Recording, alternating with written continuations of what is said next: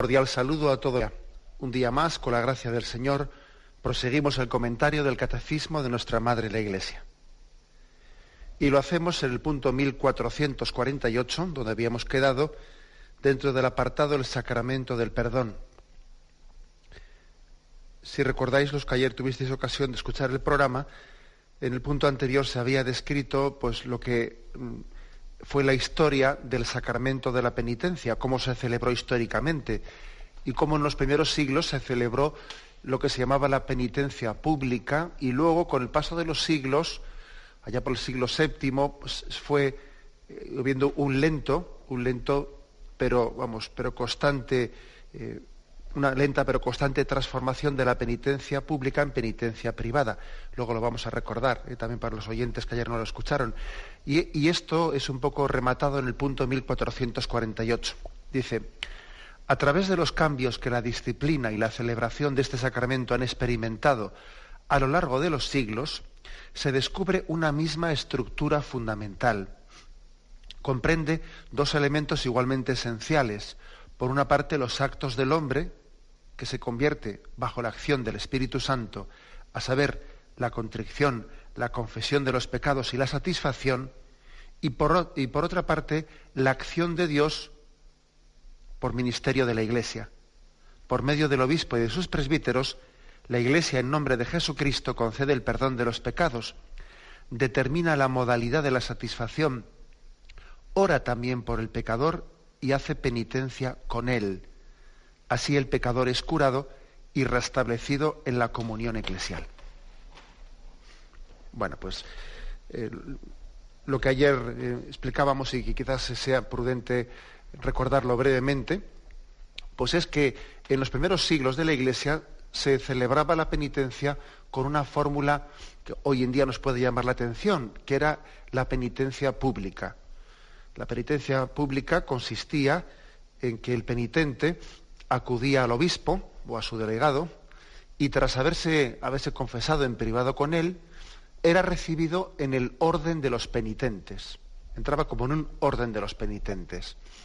Esa confesión tenía lugar una única vez en la vida después de haberse bautizado. Y entonces entraba como en un estado de vida, que era la orden de los penitentes, que suponía hacer públicamente penitencia. Era muy exigente. Los penitentes se colocaban en un lugar especial de la Iglesia, hacían ayunos prolongados, utilizaban cilicios y un hábito especial, incluso con el pelo cortado.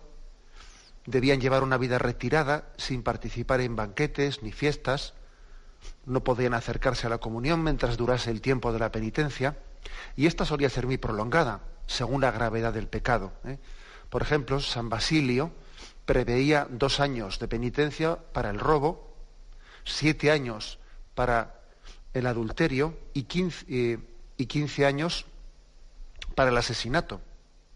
O sea que suponía una penitencia fuerte en la vida. Como hemos dicho, la confesión solía ser generalmente secreta, con el obispo. Se conserva, por cierto, una carta del Papa San León Magno, que además la tenemos fechada, el 6 de marzo del año 459, en el que recuerda a los obispos que basta con una confesión secreta, y se oponía con firmeza a la costumbre que había en algunos lugares en donde se llegaba a leer públicamente, en la misa dominical se llegaba a leer públicamente la lista de los pecados de los fieles que habían solicitado entrar en la orden de los penitentes. De todas formas, aunque la confesión pues fuese privada y no se leyese públicamente, de alguna manera el pecado era muy claramente manifestado delante de todos los demás, dado que la forma de hacer la penitencia era pública y todo el mundo sabía, pues si éste está haciendo este tipo de penitencia es que ha cometido ese tipo de pecado, ¿no? Era fácil deducir la gravedad del pecado de cada uno a partir de la penitencia que se le había asignado. A esto hay que añadir, como he dicho antes, que mientras que duró esta práctica pública de la penitencia, el sacramento no era reiterable, solamente se podía recibir una vez en la vida. Se le llamaba pues segundo bautismo, segunda tabla de salvación. Y esto conllevó pues que por esta rigurosidad fue cada vez practicado de una manera más esporádica, incluso era retrasada casi hasta el mismo momento final de la vida, pues porque el hecho de que no pudiese ser reiterado y no hubiese una posibilidad de volver a hacer penitencia, pues casi supuso que la celebración de esta forma, ¿no?, del sacramento de la penitencia, llevó al sacramento a un momento en el que casi parecía que se confundía la penitencia casi como con una extrema unción de última hora. En este momento la Iglesia va entendiendo que tiene que adaptar la forma de la celebración del sacramento, se va haciendo poco a poco, y es especialmente en el siglo VI-VII cuando, por influjo de los monjes irlandeses, se va introduciendo la penitencia privada, que ya es reiterable, y por penitencia privada entendemos lo que hoy en día más o menos nosotros realizamos, ¿no?, que es una penitencia no ingresando en un orden de los penitentes que hace penitencia públicamente, sino haciendo una penitencia privada, cada uno cumpliendo la penitencia que el sacerdote a él le asigne interiormente.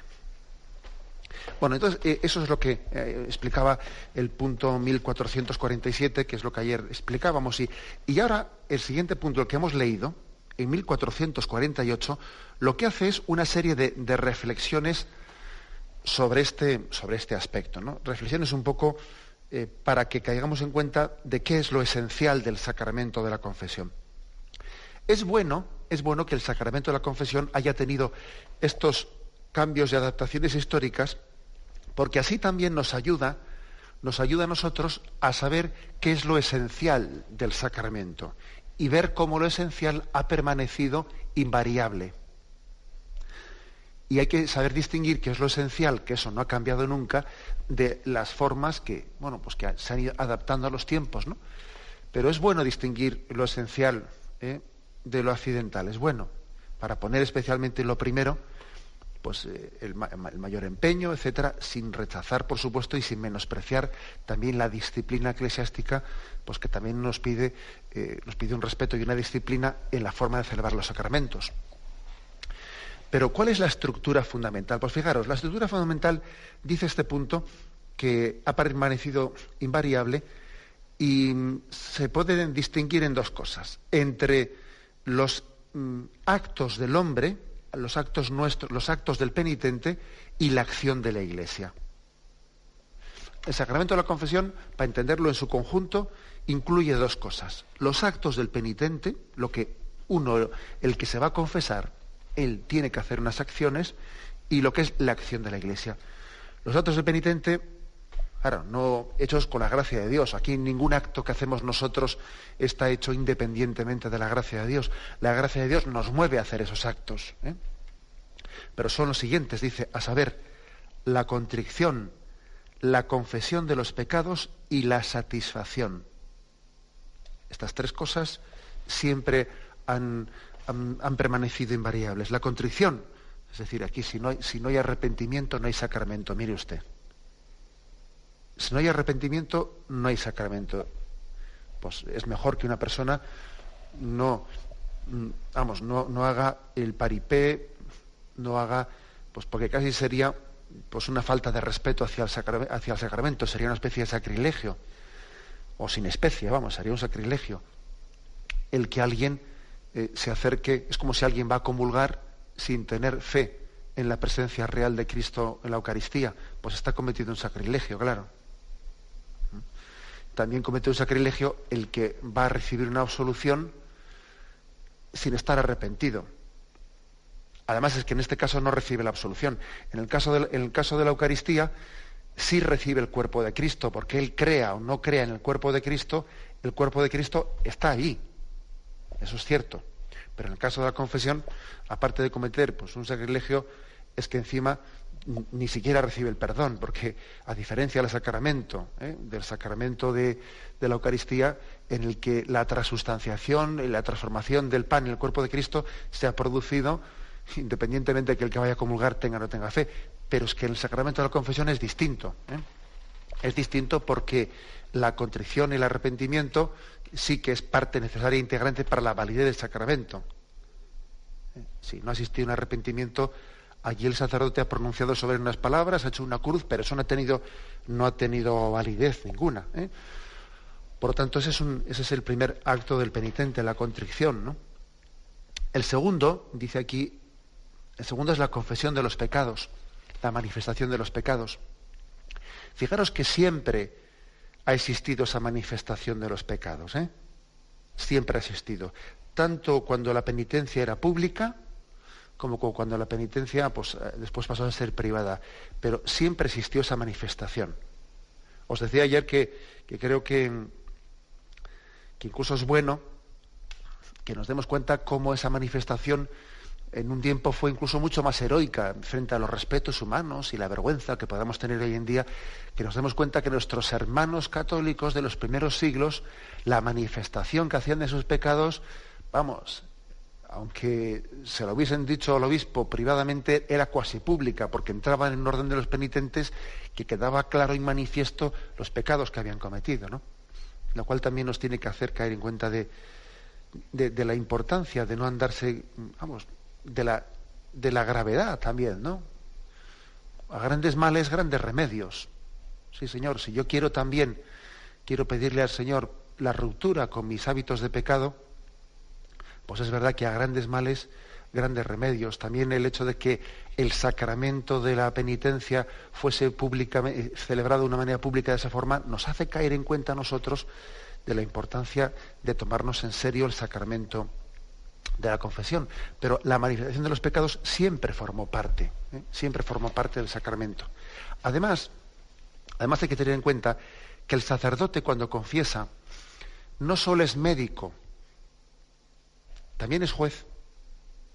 O sea, esas dos facetas las ejerce al mismo tiempo Jesucristo y, por lo tanto, como ministro suyo, el sacerdote. Jesucristo es médico y también es juez. Es que esto segundo parece que hoy en día lo ocultamos un poco más, ¿no? Pero ojo, forma parte de nuestro credo y vendrá como juez. El sacramento de la confesión está ejerciendo esta doble función de Jesucristo. Cristo médico y Cristo juez.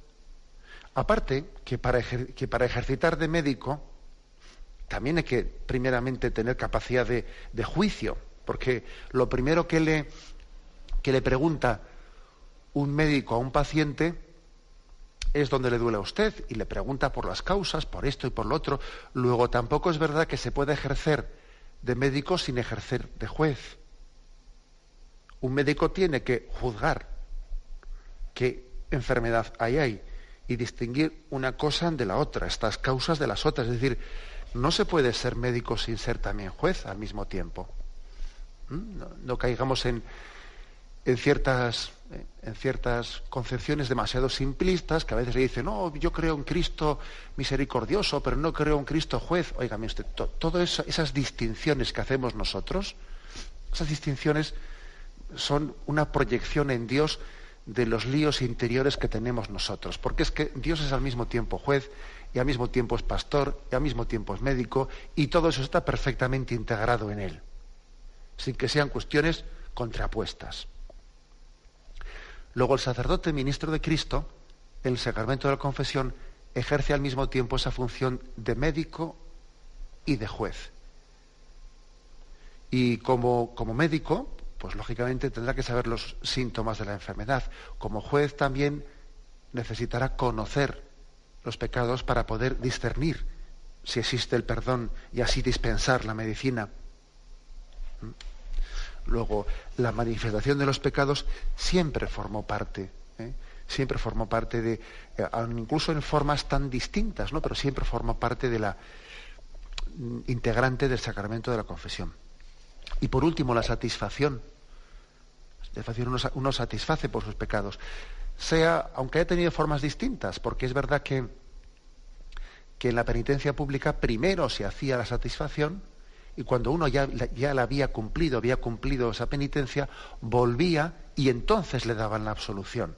Habían pasado esos años de penitencia y concluidos los años de penitencia volvía a que le diesen la absolución.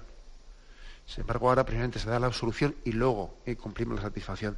Hay una cosa que nos puede también ayudar mucho, y es para entender mejor lo que es la satisfacción, lo que es la penitencia. Digo que nos puede ayudar a comprender cómo en los primeros siglos los penitentes ingresaban en la orden de los penitentes. Y entonces unos rezaban por otros y la Iglesia entera rezaba por los que estaban en la orden de los penitentes. Aunque a ellos se les pedía una gran penitencia, sin embargo, también la Iglesia entera rezaba por ellos. Esto es un aspecto que nos puede pasar un poco desapercibido, pero que es impactante, que es impresionante. Es decir, no solo el pecador, el que ha cometido el pecado, él hace la penitencia, también la Iglesia hace penitencia por él. Recuerdo un pasaje de la vida de San Francisco Javier, en la cual él iba en barco camino de lo que él quería evangelizar, ¿no? de la China, etcétera. Y yendo en el barco, pues pudo, después de mucho intentarlo, etcétera, pudo convencer a un marino que tenía vida pues muy disoluta, una vida pues muy depravada, muy desmadrada, ¿no? Como se dice popularmente. Bueno, pues después de tener mucho apostolado hacia él, consiguió, entre comillas, le arrancó una confesión, consiguió que se confesase, ¿no? Bueno, pues aquí el hombre le confesó que tenía pecados graves, y Francisco Javier con todo el cariño le acogió, etcétera, y le dio la absolución y le puso una penitencia. Aquel marino, que tenía una vida así, pues bastante alejada, había pues, tenido muchos hábitos pues, de pecado en su vida, se sorprendió de que Francisco Javier le pusiese una penitencia, pues, entre comillas, bastante suave. Él pensaría, con todos los pecados que tengo, me va a poner esto en una penitencia, y le puso una penitencia bastante suave. Bueno, se sorprendió, pero la recibió gustosamente y marchó de allí. El caso es que a las horas siguientes, aquel hombre que se había quedado aquel penitente se había quedado un poco impactado por verle a Francisco Javier, que veía cómo se emocionaba, mientras que él se estaba confesando, veía cómo su confesor se emocionaba. Aquel penitente empezó un poco a espiarle, a seguirle los pasos a Francisco Javier, y vio que en el camarote, ¿no?, en el que Francisco Javier dormía, se acercó a él y viéndole desde fuera, descubrió que Francisco Javier estaba haciendo penitencia, se estaba disciplinando, haciendo penitencia por los pecados que este penitente le había confesado. No se había atrevido él a ponerle una penitencia rigurosa, porque como le veía tan flojillo, le veía tan verde, ¿no? Pues decía, mucha penitencia no le puedo poner porque no va a ser capaz de cumplirla. Y el propio Francisco Javier se dispuso a hacer la penitencia que ese penitente, pues él pensó que no podía ponérsela tan rigurosa. Y entonces aquel hombre se sintió verdaderamente convertido, ¿no?, en el segundo momento, al entender también el misterio de la misericordia de Dios y de la comunión de los santos, y ver cómo Francisco Javier también hacía penitencia por él. Quiero decir con esto que aquella penitencia pública, aquel orden de los penitentes que existía, ¿no?, en los primeros siglos, nos hace caer en cuenta de que aquí todos vamos sumados en el mismo barco, ¿no?, y unos rezamos por otros, y unos hacen penitencia por otros. Es impresionante pues que haya personas que hayan recibido una vocación penitencial y rezan por nosotros y por nuestros pecados. Hay personas que rezan y se sacrifican por los pecadores y hacen penitencia por los que no hacen penitencia. Eso es impresionante. ¿Cuántas almas han recibido esta vocación? Bueno, comenzando por la mayoría de las almas contemplativas, ¿no?, que tienen eso asumido dentro de su propio carisma. Acordaros del mensaje de Fátima, en el que la Virgen María, pues a los pastores de Fátima les dice tanto: haced penitencia por los pecadores. Y los niños lo entendieron perfectamente, y ellos comenzaron una vida de oración y de penitencia por los pecadores. Esto nos puede llamar la atención, porque es que tenemos una mentalidad tan individualista, de que lo mío, lo que haga el otro, yo no tengo nada que ver con ello, ¿no? Sin embargo, Dios nos quiere salvar como familia. Y en una familia, pues uno no se puede desentender de lo que le pasa a mi hermano. Entonces yo suplo en mi carne lo que le falta a mi hermano. Suplo en mi carne. Y Dios ha querido, ¿no?, que también la satisfacción, la penitencia por nuestros pecados, pues no sea algo, pues un acto meramente individualista, que no, que es que aquí todos estamos para apoyarnos mutuamente. Y bien, y luego está la segunda parte. Estamos diciendo que la estructura fundamental del sacramento de la penitencia, por mucho que hayan cambiado los tiempos, pues se ha mantenido sustancialmente, ¿no? Primero, en cuanto a los actos del penitente, porque aunque haya cambiado muchas las formas, los actos del penitente, que son pues la contrición, la manifestación de los pecados y la satisfacción por los pecados, la penitencia, las tres cosas se han mantenido con unas formas y otras. Y también se ha mantenido sustancialmente, como vamos a ver ahora, pues lo que es la acción de la Iglesia, no ya tanto la acción del hombre, sino la acción del ministerio de la Iglesia. Me despido con la bendición de Dios Todopoderoso. Padre, Hijo y Espíritu Santo, descienda sobre vosotros. Alabado sea Jesucristo.